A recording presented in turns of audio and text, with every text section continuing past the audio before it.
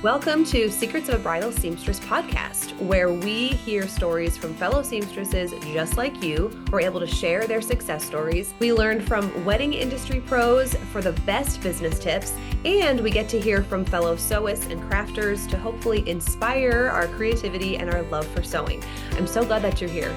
And if you're a bridal seamstress, I'd also like to invite you to check out our Bridal Seamstress business membership. We have a community of women that can testify to the power of genuine connection, friendship, vulnerability, the power of our six-figure seamstress method, and a genuine connection found in a business mentorship like this. All right, let's dive into the episode. Hello. Welcome back to another episode of Secrets of a Bridal Seamstress. I am just coming down from my high from Fredericksburg, Virginia. I was at the Bridal Summit that was hosted by Speak Bride University, and I am so excited to share all the details with you. Spill some tea from the event, okay? And hopefully encourage you to continue this conversation with your own feeder stores, because let me tell you, if there's one thing I took away from this event, it is that bridal shops really want to have relationships with their bridal seamstresses, and we can be confident to start that conversation. Okay, so this is your permission slip to contact your local store, your local feeder stores, have a good conversation, be open for just not like a professional relationship, but even like friendships with your bridal store owners. And the need is there. And let's, I guess, get into the details of that. But that's one thing I want you to take away. The need is there. Okay, so just do it with confidence. So this event was held at Ava Lauren Bridal. If you have not done some research on Ava Lauren Bridal, oh my goodness, go ahead and just hit pause and then do a quick Google search and then come back. Because this bridal shop, my friend Kristen was like, oh, you're heading to like the Disneyland of bridal. And that's exactly what it was. I mean, it was spectacular. So this store is in an old bank building. Okay, so you can imagine like a beautiful old vintage brick building in downtown Fredericksburg, Virginia, which is like super historic in itself, right? And there are all these like really like sweet little like nooks and crannies in this old building. Wendy did a great job like keeping the charm of the bank and just incorporating that into the decor. There are 4 stories to this building, and each story has a different theme. So like the bridal experience will be a little different depending on what floor she's on. So the building itself was like incredible. And if you have not yet explored Speak Bride University or Do You Speak Bride, you can also hit pause, check that out on Instagram. Go ahead and follow Wendy Rivera, and you can thank me later. Okay. So Wendy Rivera has been at a couple of our SBS retreats. Yes, her coaching program is for bridal stylists, so not bridal sewists, but so many things that she teaches we can use even though we're not in a retail space. You know what I'm saying? So she talks a lot about how to set the temperature of the room, or how to read the room, how to work with maybe like a difficult entourage that a bride might have, or if a bride walks in, with something on her mind, how do you work around that? Wendy is so like people focused. And so the product, which is like a great thriving business, is the result of having a people focused experience. And that's what I love about her. And so when you hear her speak, one of our members, Rachel, she's like, oh my goodness, whenever I hear Wendy speak, it just like restores my faith in humanity, because Wendy loves people, and that's what you get from her whenever she's speaking. And it helps remind us, like, this is why we're in this business. We like to work with people. We love brides. You know what I mean? It just kind of like resets our own mindset towards our clients. So if you have not yet followed Wendy, please do. And Wendy has a podcast called Hit Save on that. She says that a lot. So that's kind of like her little phrase. But so many things that she talks about, we can apply to our own fitting space, even though we're not, selling dresses. So check that out. I think that's kind of like the background. That's what you need to know before we dive into the summit. Okay, so the summit itself was for bridal stylists. So Wendy invited bridal stylists from all around the country to come to her Speak Bride University training. And this was like a 2 or 3 day event. And then I was asked to come in to speak about alterations and how to communicate to brides, from a retail perspective, about alterations without setting up incorrect expectations or giving false information. So I was able to speak about that. And then in addition to that, Wendy's like, you know what? Let's bring in seamstresses too, so they can be one, part of the conversation with stylists, and two, let's just, give you guys an opportunity to hang out and have another seamstress day because we always need those days since we're working alone. And I know for a lot of the women who attended, it was a big deal, like to come in the middle of busy season in June to this event. And several people like literally flew across the country for this. And we had a couple from Washington State, well, three, including me. We had someone from Colorado, a few from Pennsylvania, somebody from Maine, Canada. Like people were coming from all over. And then there were some local people as well that were there. But it was a big sacrifice to make this happen. But we know how important it is to just get together. And so that just meant so much that these women were willing and able to stop what they're doing and come to this one day event. So, in between the sessions that Wendy led, we were able to get together as bridal sewists for our own conversation about compassion-led professionalism. So, I thought of that because, we're in the middle of our, like I said, in the middle of our busy season. We can feel overwhelmed, a little overworked, and sometimes the first thing that goes out the window is compassion or thinking about people, that these are like human beings coming through our studio doors and we want to like make eye contact and love them where they're at, right? So how do our professional standards, how do our contracts reflect compassion, or how do they stem from a place of compassion instead of like stemming from a place of self-preservation? So we talked through a lot of our professional expectations or quote unquote rules that we have for our clients. And then how do we reframe that in our minds to have those expectations really be for the benefit of our clients as opposed to for the benefit of like protecting ourselves from hurt or being taken advantage of, or whatever feelings kind of sneak in when we tend to feel stressed and overworked.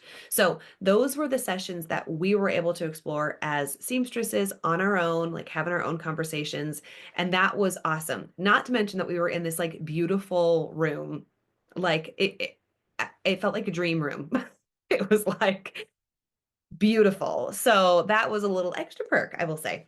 So it was a full day, and then in between that, we had like breakfast together, and then we had a break for dinner, and then went back to Ava Lauren. But anyway, for the remainder of the podcast episode, I wanted to share with you like what the conversation was like with the stylists, between seamstresses and stylists. And I just wanted to encourage you to keep this conversation going locally, like with your own stores. Okay. So we had, I think it was like about an hour, a little more than an hour session where I was able to speak to the stylists. And of course, the bridal sewists were in the room too. So they were able to kind of like add to the conversation too.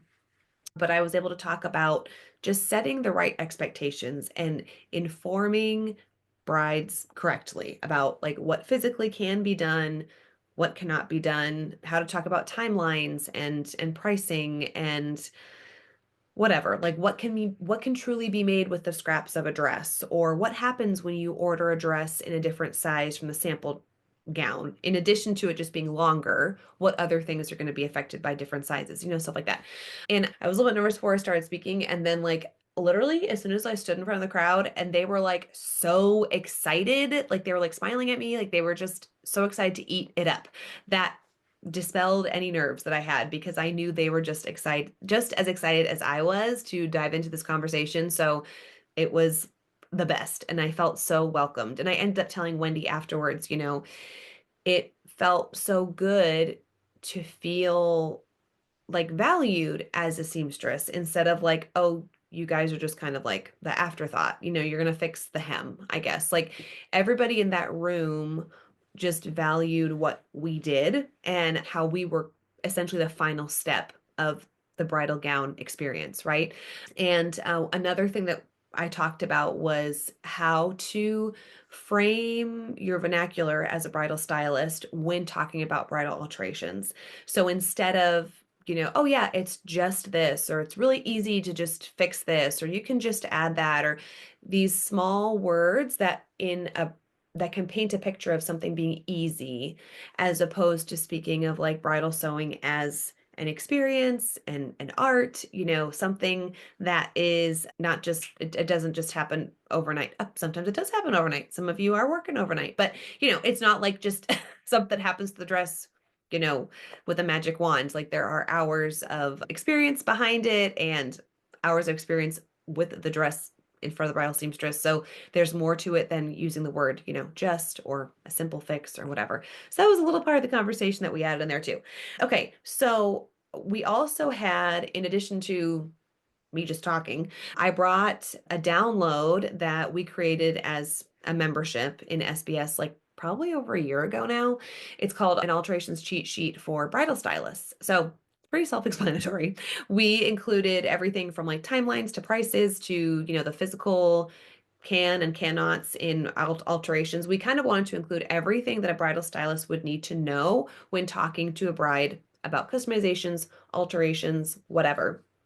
And we started with broad topics, then we really got into the specifics about like sleeves and slits and necklines and mesh V's and all the things like, those specific questions that are often asked. And then we kind of put a little bow on it of, if you have future questions, here's how to learn more.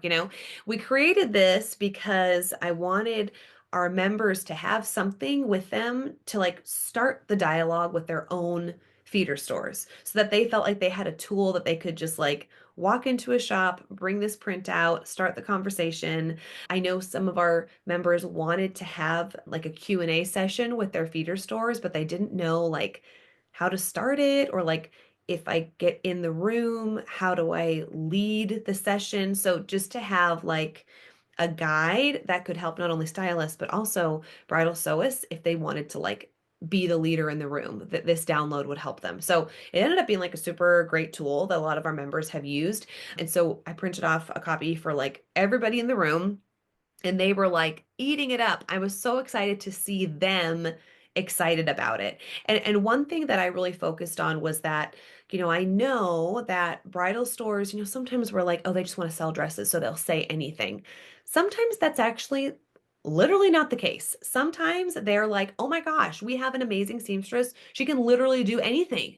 Like, if you imagine it, she can do it. And in their mind, they're excited and they think that they're, building up bridal alterations and the art of sewing. And they think that they're being so encouraging about, their list of seamstresses that they have to offer. So what they don't realize is that a bride can be hearing something completely different than what the stylist is actually saying. And so the bride, in her emotions and in her excitement, she's hearing, my dream can come to life on my timeline and on my budget, because this seamstress can do anything and everything, So that's kind of what's happening in the middle of the emotions, but it's not something that's like intentional. And I don't know, I know like on social media we're seeing more of that, like, oh, the bridal stylists are wrong, or the bridal stylists, they don't know what they're talking about. And it's like, maybe that's the case that we can actually help them with. It doesn't need to be like an us versus them thing. But sometimes too, they're just excited and it comes from a place of like, yay, our seamstress is so cool. She can do like anything. I think that's like a lot of times what happens, So there is always power in the benefit of the doubt. You know what I'm saying? But we did talk about that, about like, being aware of what the bride is hearing is not the same as what you're saying. So because of that, be extra careful about what you're saying. And everybody like nodded, like, oh yeah, we know. So if you are listening and you're like, this sounds great, I have zero relationship with my feeder stores, like they got my number somehow, I don't know, but I want them to know that like I cannot make sleeves out of the lining hem or whatever, like whatever it is that you really want your feeder store to know, they probably want to know that too, right? And it, of course, there's importance in our approach and just how we communicate, how we come across, like that's important, right? Relationships are important. If there's something that I kept hearing throughout the summit after I spoke, bridal store owners were coming up to me and they were saying like, we need this because for whatever reason, our bridal seamstresses, like, they don't really talk to us, or like they don't really answer these questions. And I don't know how to like get them in our shop, or, and it made me sad to hear that there's like that disconnect. I think both parties want the same thing, but we have to be willing to maybe be the first person to like initiate it, you know? I'm so blessed to have like really great feeder stores, and I this year I've been able to be like really picky about like the exact brides that I work with and the exact stores that I work with. And it's because I have great relationships with the owners and managers of these three stores. So it's like I feel so good about what they're telling their brides before the brides even come to me. And that makes the job so much easier, because I know what kind of experience the bride is having before they come to me. But I know that that's not the case for everybody. And I know if you're listening, you might be like, oh, it sounds so easy for you. But I actually have really difficult stores. They're not super nice. Like they like lie to their clients about what I can do or whatever. Like I know once you've kind of been burned by a store or whatever, it's hard to kind of rebuild that trust. But I want to just give you like two or three ideas of what you can do to start the conversation. And it does not need to be a huge event. You do not need to speak in front of like 30, even 30 people or 10 people or whatever. It can be like a one-on-one conversation with a store owner. So the first thing I would do is we'll make a list of the stores that you actually want to work with. They can be stores that you already currently work with, and maybe you just take a look at, what stores you actually getting dresses from. And then do you still want to keep getting clients and dresses from those shops? If not, just don't include them in this process.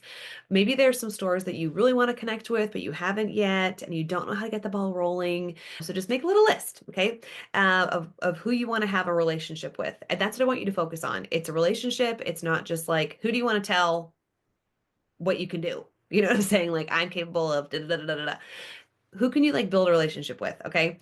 Maybe just reach out instead of saying, hi, I'm Tracy and I want to be your seamstress, or I want brides to, I'd love to be on your referral list.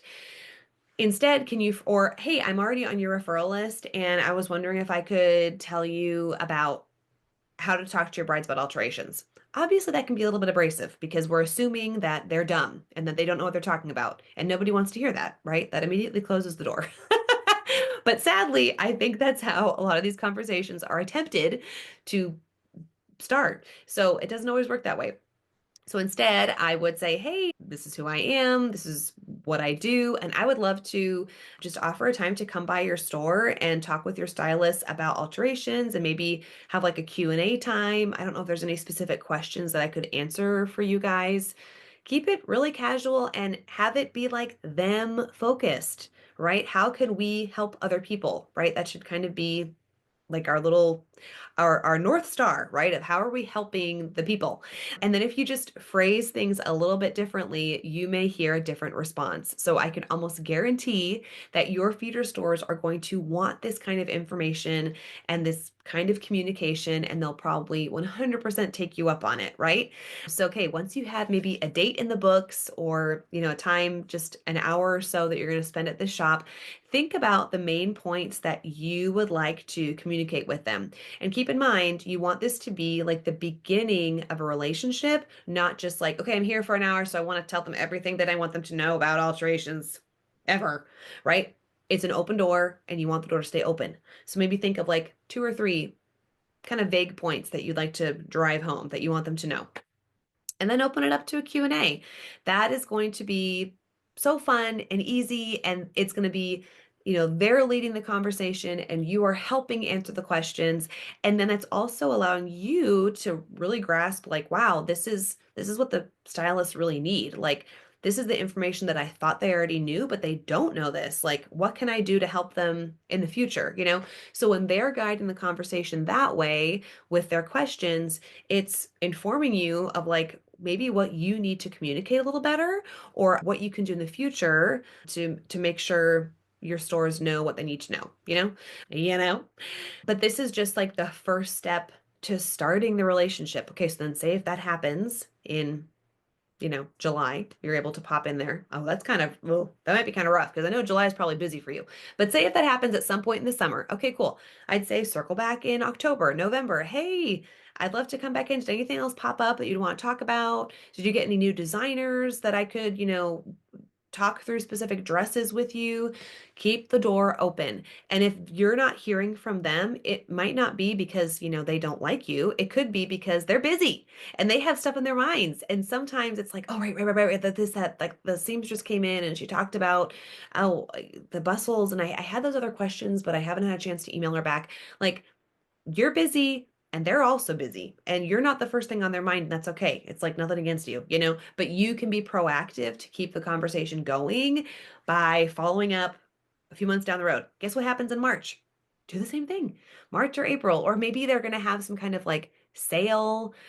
February is a really big sale time for bridal stores because they want to get all their old inventory out the door. So maybe you can have a little meetup with them before their sample sale and say like, hey, I know you want to get these dresses out the door and you're going to be willing to kind of say anything it takes to get them out the door. Let me just like do a little refresher of, what's available, like physically possible to do to these dresses with customization so that, you're setting your bride up for success. Because one thing that you want to remember is that this relationship and this smooth communication doesn't just help you as the seamstress. It's helping the bridal shop because they're going to be able to sell with confidence. You know what I mean? They're not going to be over promising and they're not going to have to worry about their clients coming back and saying like, you told me this could be done and then my seamstress said it's impossible, blah, blah, blah, blah, blah.